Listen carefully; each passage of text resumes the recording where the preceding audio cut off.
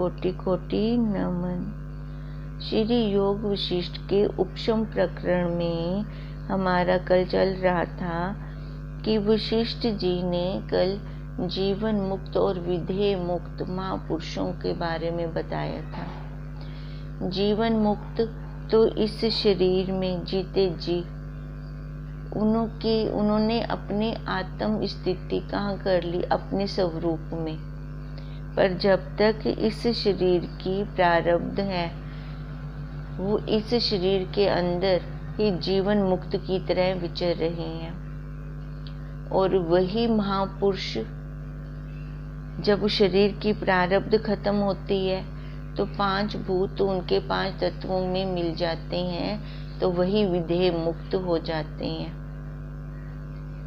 अब यही वशिष्ठ जी राम जी को कह रहे हैं कि जिस पुरुष की भोगों की तृष्णा मिट गई है और जो निरंतर वर्तमान में ही विचरता है, उसी को कोई दुख लेश मात्र भी स्पर्श नहीं कर सकता। हे महाबुद्धि, जिसके हृदय में इदम अहंकार निश्चय है और जो उसको धार कर संसार की भावना करता है, उसको तृष्णा रूप जंजीर से बंधा हुआ और कलना से कलंकित जानो, क्योंकि उसने अपने शरीर का अहंकार ले रखा है, अपनी उपाधि का अहंकार ले रखा है। वही सबसे बड़ा बंधन है। इससे तुम, मैं और मेरा, सत्य और असत्य बुद्धि संसार के पदार्थों का त्याग करो और जो परम उदार पद है सर्वदा काल उसमें स्थित हो जाओ। बंध मुक्त सत्य असत्य की कल्पना को त्याग के समुद्रवत अशोभ चित स्थित हो। ना तुम पदार्थ जाल हो, ना यह तुम्हारे हैं। असत्य रूप जान के इनका विकल्प त्यागो। अब कल हमने यहाँ तक किया था, यही वशिष्ठ जी कह रहे हैं राम जी को, ये बाहर जितने भी माया है, जितने भी पदार्थ हैं, ये बांधने वाले हैं, ये बंधन के कारण है। जैसे समुद्र की गहराई में कोई लहर नहीं होती, एकदम शांत जल होता है, ऐसी जब तुम अंतर्वृत्ति करोगे, अपने अंदर जाओगे, बाहर विषय देश में तो दुख ही दुख है, जब अंदर जाओगे तब अपने स्वरूप को जानोगे वहाँ पर, और उसके अलावा आपको कुछ दूसरा मिलेगा ही नहीं। ये जगत कैसे बना, इन विषयों ने अपना जाल बिछा रखा है, जबकि ये हमारे भी नहीं है, हमारे ये हो ही नहीं सकते, क्योंकि पल पल में ये बदल रही हैं। अब सबसे बड़ा संसार जाल इस शरीर को ही देख लें जो हम लेके बैठे हैं। सबसे बड़ा बंधन का कारण यही है और असत्य रूप है। जब एक बार यही बुद्धि ने दृढ़ता कर ली कि ये असत्य रूप है, तो फिर इसको त्यागने में कितनी देर लगेगी। यह जगत भ्रांति मात्र है और इसकी तृष्णा भी भ्रांति मात्र है। तभी तो हम घूम रहे हैं, भटक रहे हैं इस संसार में। इनसे रहित आकाश की न्यायी सन मात्र तुम सत्य स्वरूप हो और तृष्णा मिथ्या रूप है तुम्हारा, और इसका क्या संग है। हे राम जी, जीव को 4 प्रकार का निश्चय होता है और वह बड़े आकार को प्राप्त होता है। देखो, हम ये जो शरीर लेके बैठे हैं अपने संकल्पों से ही लेके बैठे हैं, ये हमारे संकल्प ही हैं सारे। अब राम जी को क्या कह रहे हैं कि 4 प्रकार के निश्चय जीव ने धरे हुए होते हैं, जिसके कारण उसको यह आकार प्राप्त हुआ। चरणों से लेकर मस्तक पर्यंत शरीर में आत्म बुद्धि होना। इस शरीर को पैर से लेकर शिख तक अपना मानना और माता पिता से उत्पन्न हुआ जानना, यह निश्चय बंधन रूप है और असम्यक दर्शन है। इसी से तो ये भ्रांति हुई है हमें, तभी तो हम ये बार बार चारों खानियों में से किसी न किसी सांचे में आकर जम रहे हैं। अब यह प्रथम निश्चय है कि अपने आप को शरीर वाला मानना, अपने आप को किसी से पैदा हुआ मानना, और यह सारा संसार एकदम सच्चा मानना, ये पहला निश्चय है। अब दूसरा निश्चय यह है कि मैं सब भावों और पदार्थों से अतीत हूँ,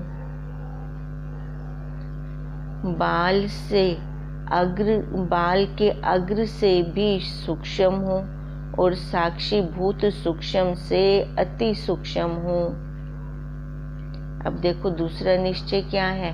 पहला निश्चय तो शरीर वाला मान लिया, अब दूसरा निश्चय यह माना कि मैं ये जो भाव जो अंदर फुरने उठ रही हैं, जो पदार्थ बाहर मेरे को दिख रहे हैं, इन सब से मैं दूर अतीत हूँ, परे हूँ इन सब से, और बाल के अग्र भाग से भी सूक्ष्म हूँ, और जो हमारा साक्षी है वो बाल के अग्र भाग से भी अति सूक्ष्म है।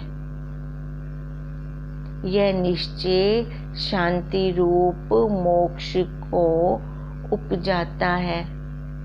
जब हम ऐसा निश्चय करते हैं तब हमें वो शांति मिलती है, तृप्ति मिलती है, क्योंकि बाहर माया देश से तो हमने अलग हो गए। माया देश को तो हमने जान लिया कि ये झूठ है, ये असत्य है, ये दुख रूप है। बाकी जो शेष बचा वही विशेष है।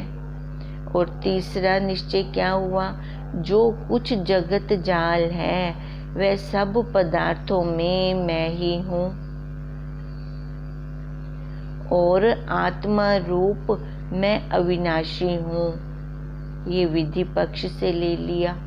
जितना भी जगत जाल है, चाहे वो जड़ है चाहे वो चेतन है, वो सब मैं ही हूँ, और मैं आत्मा रूप से अविनाशी हूँ, कभी भी इसका नाश नहीं होता। यह तीसरा निश्चय है और यह भी मोक्षदायक है। और चौथा निश्चय यह है कि मैं असत्य हूँ और जगत भी असत्य है। इनसे रहित आकाश की न्यायी सन्मात्र है। यह भी मोक्ष का ही कारण है। ये निषेध पक्ष हो गया। नेति नेति करते करते हम सीधा उस साक्षी पे पहुंच गए। ये भी मैं नहीं हूँ, ये भी मैं नहीं हूँ, जो दिख रहा है ये भी मैं नहीं हूँ, जो ये शरीर दिख रहा है, ये 5 भूतों का दिख रहा है, ये भी मैं नहीं हूँ। नेति नेति करते करते देखो फिर हम वहाँ उस साक्षी स्वरूप पे पहुंच गए। तो फिर मैं क्या हूँ? मैं वो कील रूप आत्मा हूँ जिसने इस पंखे को सहारा दे रखा है। बाहर से तो पंखा दिख रहा है, कील नहीं दिख रहा। ऐसी इस कील रूप आत्मा ने इस प्राणों रूपी पंखे को चला रखा है। अब दिखने में क्या आया? पंखा, पर है वो किसके आधार से? उस कील के आधार से। अब नेति नेति करते करते मैं वहां पे पहुंच गया। वेदों की नेति का शेष वस्तु की उपलब्धि सो, वही वस्तु फिर उपलब्ध होती है।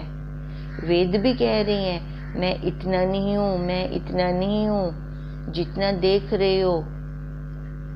जब नेति नेति करके हम आगे पहुंच गए तो वस्तु की उपलब्धि हुई। वस्तु क्या है? वो अपना साक्षी स्वरूप, अपना आपा, वही हमारी वस्तु है। बाकी ये जितना भी देख रही हैं इन आँखों से, ये बदलने वाला है, ये क्षर है, ये तत्व है और बदल रहा है, पल पल बदल रहा है और वो हमें दिख भी रहा है। आश्चर्य की बात कितनी बड़ी है कि दिखते हुए भी हम समझते नहीं हैं। ये निषेध पक्ष हो गया। अब वशिष्ठ जी कह रही हैं ये भी मोक्ष का कारण है। नेति नेति करते करते भी हम वहीं पहुंच जाएंगे।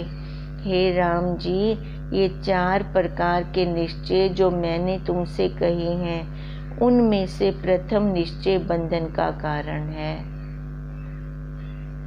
प्रथम, क्योंकि वो तो हमने असत्य को ही अपना मान लिया, इस जड़ शरीर को ही मैंने अपना मान लिया, तो यही सबसे बड़ा बंधन का कारण है। और बाकी तीनों मोक्ष के कारण है और वे शुद्ध भावना से उपजते हैं। सत्वगुणी अंतःकरण में ये भाव आते हैं। जो प्रथम निश्चयवान है वह तृष्णा रूप सुगंध से संसार में भरमता है।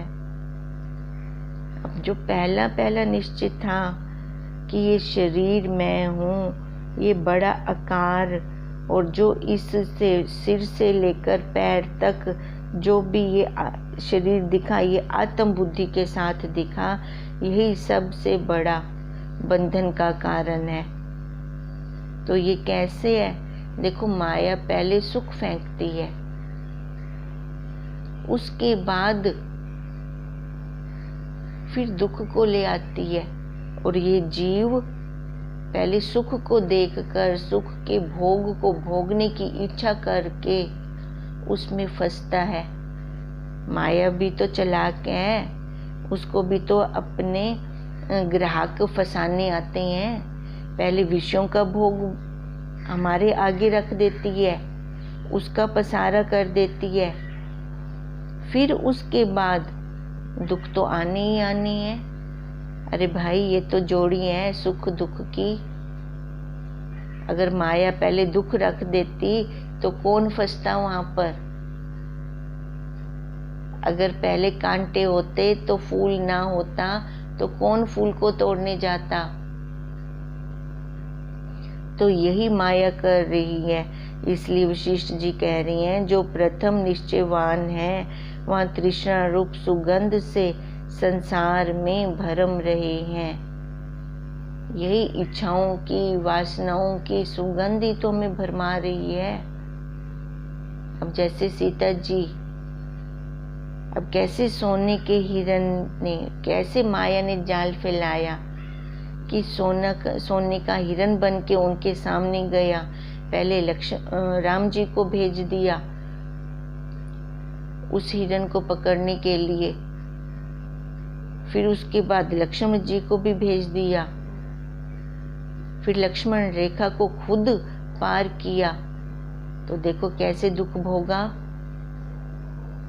अब ये माया ऐसे पहले वो सुख रूप में हमारे सामने पेश होती है, फिर तभी ये भरमा लेती है, अपना ग्राहक पकड़ लेती है, और बाकी तीनों भावना शुद्ध जीवन मुक्त विलासी पुरुष की हैं।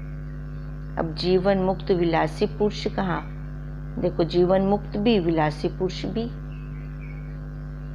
क्योंकि वो जीते जी मुक्त हो गया।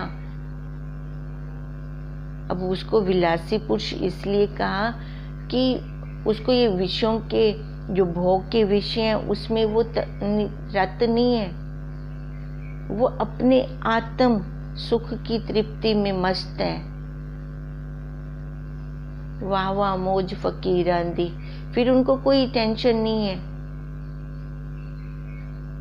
अपने स्वरूप में वो घूम रहे हैं। फिर वो उनका दायरा परिचिन वाला नहीं रहा, खाली एक घर को वो अपना घर नहीं कहते।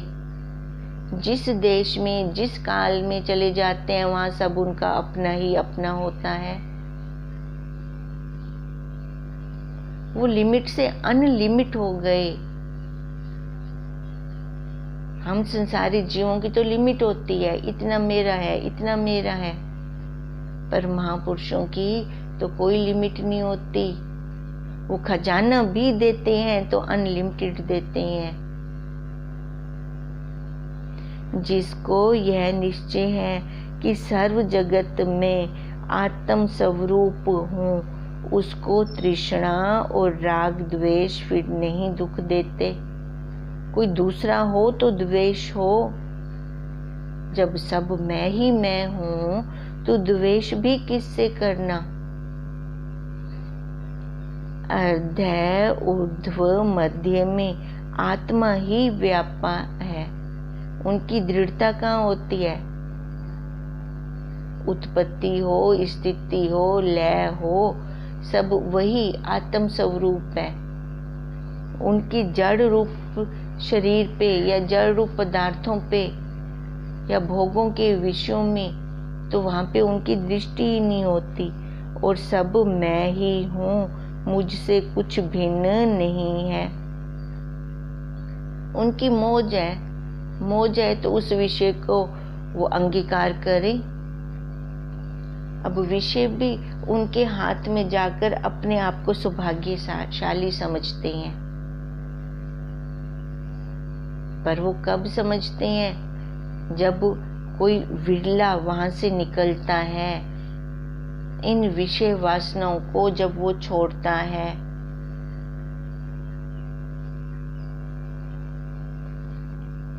जिसके हृदय में यह निश्चय है वह संसार के पदार्थों में बंधायमान फिर नहीं होता। शून्य प्रकृति, माया, ब्रह्मा, शिव, पुरुष, ईश्वर सब जिसके नाम है। देखो, शून्य प्रकृति, सब कुछ ये लय है, प्रकृति के अंदर है। ब्रह्मा भी है, शिव भी है, पुरुष भी है, ईश्वर भी है। ये सब उसके नाम रखे गए हैं। वह विज्ञान रूप एक आत्मा ही है। ये माया, इस माया के अंदर सारे आकार लिए गए, पर ये आकार शुद्ध है, ये शुद्ध आकार है। पर इन सब का साक्षी तो वही आत्मा, चाहे वो ईश्वर हो चाहे वो जीव हो। ईश्वर शुद्ध माया हो गए और जीव ये अपनी वासनाओं के कारण जीव बन बैठा। पर दोनों का आधार तो वही साक्षी, वही आत्मा है। और सदा सर्वदा एक अद्वैत आत्मा मैं हूँ। द्वैत भ्रम चित्त में नहीं है। देखो, वही एक आत्मा, वो मैं ही हूँ। ये जो हमें नाम रूप शरीर दिख रहा है, ये मैं नहीं हूँ। माया किसको कहा? नाम और रूप। नाम और रूप ये माया है। रूप उसका, नाम इसका। हम देखो, आकार उसने दिया, परमात्मा ने दिया, और नाम जीवों ने दिया। तो ये सारी माया है। माया के अंदर हम उलझ रहे हैं। अगर अनुभव करें, विचार करें, अभ्यास करें तो एक वही साक्षी सत्ता, वही एक ही सत्ता है। अंदर भी वही है, बाहर भी वही है। उसके अलावा तो दूसरा और कोई है ही नहीं। जब ये विज्ञान करेंगे, विज्ञान मतलब प्रैक्टिकल करेंगे, फिर जाकर हम उस सत्ता का अनुभव कर सकते हैं। फिर लगेगा वो तो सर्वदा अद्वैत है और वही मैं हूँ। तभी गुरुदेव हमें बार बार कहते हैं, अरे तू ब्रह्म ही, अरे तू ब्रह्म ही। पर उस काल में वो भाषा समझ में नहीं आती थी। मैं तो जन्मने वाला, मैं तो मरने वाला। अब जैसे शंकावादी की शंका उठ रही है श्री विचार सागर दर्पण में, बार बार उनको सिद्धांती बोल रही हैं तू आनंद स्वरूप है, तू आनंद स्वरूप है, तेरा अपना आनंद, आत्मा का आनंद है, वही तेरे विषयों में तेरे को लग रहा है, पर वो मानने में नहीं आ रहा ना। अब ऐसे ही हम भी कुछ ऐसे ही थे, जब गुरुदेव कहते थे अरे तू ब्रह्म है, तो लगदा कहना ही, तो पता नहीं चलता था फिर, क्योंकि हमारी स्थिति कहाँ थी तब और गुरुदेव की स्थिति कहाँ पे है। अब धीरे धीरे जैसे जैसे पुरुषार्थ करते हैं तो वैसे ही बुद्धि के बल बाहर निकलते हैं, निकल भी जाते हैं और दिखते भी नहीं। कितना बड़ा आश्चर्य है। तभी कह रहे हैं कि वही आत्मा एक अद्वैत है और वही मैं हूँ। द्वैत भरम चित्त में तो था ही नहीं, मैंने उसको वहां पे विद्यमान कर रखा था। नहीं तो सदा क्या है, सदा विद्यमान सत्ता व्यापक रूप हूँ, मैं वही रूप हूँ, वही सत्ता ही विद्यमान है। ब्रह्म से आदि तृण पर्यंत जो कुछ जगत जाल है वह सब परिपूर्ण आत्म तत्व से भरा हुआ है। उसके बिना तो कुछ है ही नहीं। पीछे आधार तो चाहिए ना किसी चीज का। वृक्ष का आधार क्या है? बीज। अगर वो बीज ही ना हो तो वृक्ष कैसे बनेगा? पेड़ कैसे बनेगा? अब बीज तो अलोप हो गया और सामने क्या दिखाई दिया? वही आकार रूप से वृक्ष दिखाई दिया। फिर हम बीज को भूल गए, आकार को पकड़ लिया। फिर से याद दिलाने के लिए उसके फल में से बीज को निकाल दिया। देखो प्रकृति भी याद करवाती है, अरे तू ब्रह्म है। अब उसका आधार था बीज। अब बीज के बिना वो वृक्ष बन ही नहीं सकता, ना फल लग सकते हैं ना फूल लग सकते हैं। ऐसे ये जितना भी जगत जाल है इसका आधार वही सत्ता है। उस सत्ता के बिना ये जगत ठहर ही नहीं सकता। जैसे पंखे का आधार वो कील होगा तभी वो पंखा टिकेगा। अब यही गुरुदेव हमें बार बार समझा रहे हैं कि ये ब्रह्म से आदि तृण पर्यंत जितना भी जगत जाल है, जितनी ये माया है, जितना जड़ चेतन है, ये सब परिपूर्ण किससे है? आत्म तत्व से भरा है। उसके उस आत्म, देखो जब महाप्रलय होती है तो फिर क्या बचता है? जो सामग्री बचती है उस सामग्री से ही ये सारा पसारा हुआ है। वो सामग्री वही सत्ता जिसका कभी नाश नहीं होता। उस सत्ता रूपी सामग्री से ये जड़ और चेतन जितना भी बना तो ये वही रूप हुआ। फिर जैसे हम बार बार कहते हैं सूर्य की किरण सूर्य रूप ही है। अगर सूरज ही ना होता तो किरण भी ना होती। जैसे समुद्र में तरंग और बुदबुदे सब जल रूपी हैं, जैसे सारे गहने सोना रूपी हैं, तैसे सब जगत जाल आत्म रूप ही है। सत्य स्वरूप आत्मा से द्वैत कुछ वस्तु नहीं, बस वही एक सत्य रूप है। उसके बिना तो और कुछ है ही नहीं। जैसे बुदबुदे और तरंग कुछ समुद्र से भिन्न नहीं है और भूषण स्वर्ण से भिन्न नहीं होते। अब लहर का स्वरूप क्या? जल। और आकार क्या? लहर। आकार का कोई वैल्यू नहीं आकार की, क्योंकि एक मिनट में एक क्षण में है तो दूसरे क्षण में नहीं है। वैल्यू किसकी है? उस जल की। अगर वो जल ही ना होता तो ये लहर भी ना होती। पर हम लहर को कितना वजूद देते हैं, इस शरीर रूपी लहर को कितना हमने वजूद दे रखा है, जबकि है क्या, वही एक सत्ता, वही आत्म सत्ता। अगर वो ना हो तो ये शरीर रूपी लहर होगी? फिर इस लहर के ऊपर कितना अभिमान, अहंकार,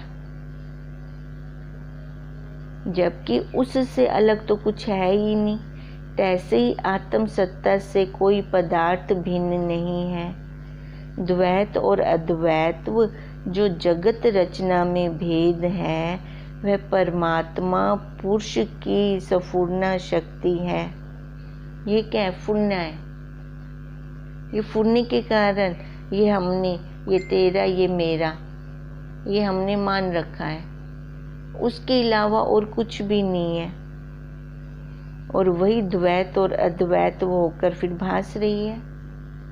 ये सारा फूरना ही तो है।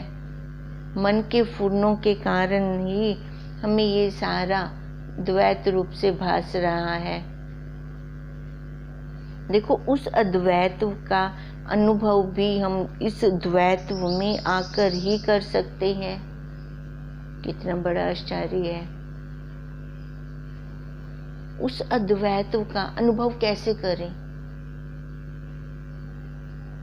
कैसे करें उस अद्वैत का अनुभव? ये द्वैत में आना ही पड़ेगा। पर जब एक बार अनुभव कर लिया तो द्वैत को छोड़ दो, उसका त्याग कर दो। यह अपना है, वह और का है। यह भेद जो सर्वदा सब में रहता है और पदार्थों के उपजने और मिटने में सुख दुख भासता है। देखो, जीवों के अंदर क्या चलता है? ये मेरा है, ये तेरा है, ये सुख है, ये दुख है। यही तो चल रहा है जीवों के अंदर। अब गुरुदेव कहते हैं उनको ग्रहण मत करो, ये द्वैत को ग्रहण मत करो, द्वैत को खाली देख लो। देखा करो, उपभोग मत किया करो। पर हम क्या करने बैठ जाते हैं? उसका उपभोग करते हैं, तभी दुख सुख हमें लगता है। भाव रूप अद्वैत आत्म सत्ता का आश्रय करें बस। अब जो अद्वैत सत्ता है वो नाम रूप आकार से रहित है, खाली अनुभव सत्ता है। उसका अनुभव करें, उसको ही अपनी बुद्धि में दृढ़ करें। अगर उसको अद्वैत सत्ता को दृढ़ करते हैं, तभी तो हम यहाँ से माया से छूट पाएंगे और भरम द्वैत का त्याग करके अद्वैत पूर्ण सत्ता हो जाएं। जान लें, जानेंगे उसको द्वैत से, अंतःकरण से। पर जब एक बार जान लिया तो उसको नीचे बिठा दें। संसार के जो कुछ भेद भासते हैं उनको मत ग्रहण करो। इस भूमिका की भावना जो भेद रूप है वह दुखदायी जानो। बाहर जो द्वैत रूप से हम विषयों को ग्रहण करते हैं तो वहाँ पे हमें क्या मिलता है? विषयों में दुख ही दुख है। जैसे अंध हस्ती नदी में गिरता है और फिर उछलता है तो बाहर तो नहीं आ सकता। तैसे तुम पदार्थों में मत गिरो, अंधे बनकर मत गिरो। नहीं तो ये विषय, ये इंद्रियां क्या कह रही हैं? हम बुरी नहीं है, विषयों का उपभोग करो, जैसे दवाई ले रहे हैं उतना उपभोग करो। पर हम विषयों की अति कर देते हैं, अंधे बन जाते हैं विषयों में, तभी दुख पाते हैं। तुम पूर्ण स्वरूप हो। महात्मा पुरुष के राग द्वेष कुछ संभव नहीं होते। जहाँ पर पूर्णता है वहाँ पे उसको क्या लगता है? सब मैं ही मैं हूँ, मैं ही मैं हूँ, मेरा ही स्वरूप है सब। अब जहाँ पर सब मेरा स्वरूप है तो वहाँ पर किससे राग करें? कभी अपने आप से राग या द्वेष हुआ? अपने आप से कब द्वेष हुआ?